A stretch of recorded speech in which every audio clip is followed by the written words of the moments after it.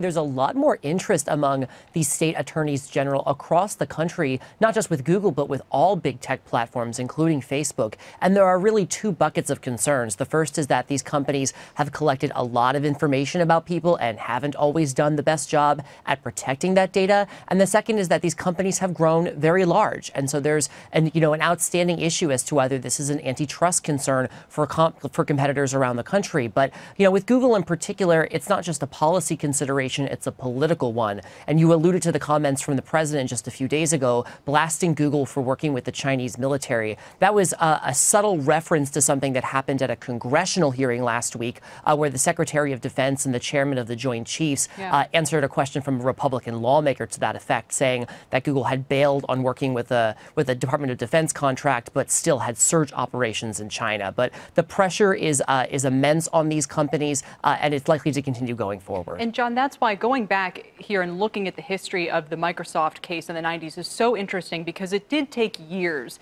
for a number of different regulators and state attorneys general to bring different kinds of things against Microsoft until May 18th, 1998, the U.S. Justice Department and 20 state attorneys general filed the big antitrust suit against the company. Is Google looking at the same kind of fate? Is Google looking at it? Is Facebook looking at it? Is Apple looking at it? Is Amazon looking at it? Here's what's weird here to me. Yes, there are legitimate legal, societal challenges around the tech giants, and particularly the data that they've amassed, how they treat it, how they compete when it comes to the ad market. But what's weird is, on the one hand, you have these AGs saying, hey, these companies have gotten so big, and then they're saying, well, and they're abusing data. Those two things, as far as I'm concerned, have little to nothing to do with each other. If you make Facebook smaller, it's still big enough to mishandle data. So what problem have you solved exactly? And on the other hand, we've got ambiguous legal territory around really how does data get treated in this age.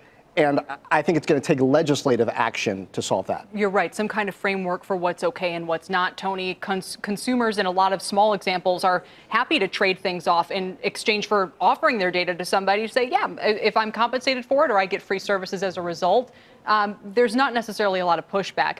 I also wonder, in the 90s, maybe Microsoft was the obvious example. But John makes a good point, Tony. There's 4 major tech giants today. Is it going to be one of them that ends up being the target of a big multi-state suit, you think, or all of them?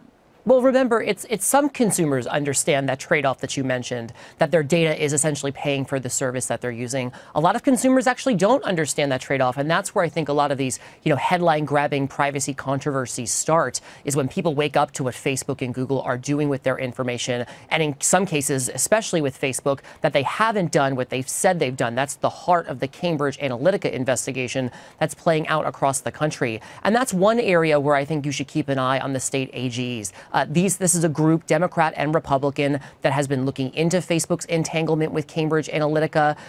It's a parallel investigation as the federal government is doing the same. And so I think that that's one early area where you could see some action. You could see potentially a record-setting fine from the federal government, according to my sources. And then broader than that, I know the state AGs have been talking for a long time about exactly how to wrap their hands around some of these companies, because they do cross state lines. And so you saw some of that when many of the state AGs met with the Department of Justice last year. Those conversations have continued in the months that followed.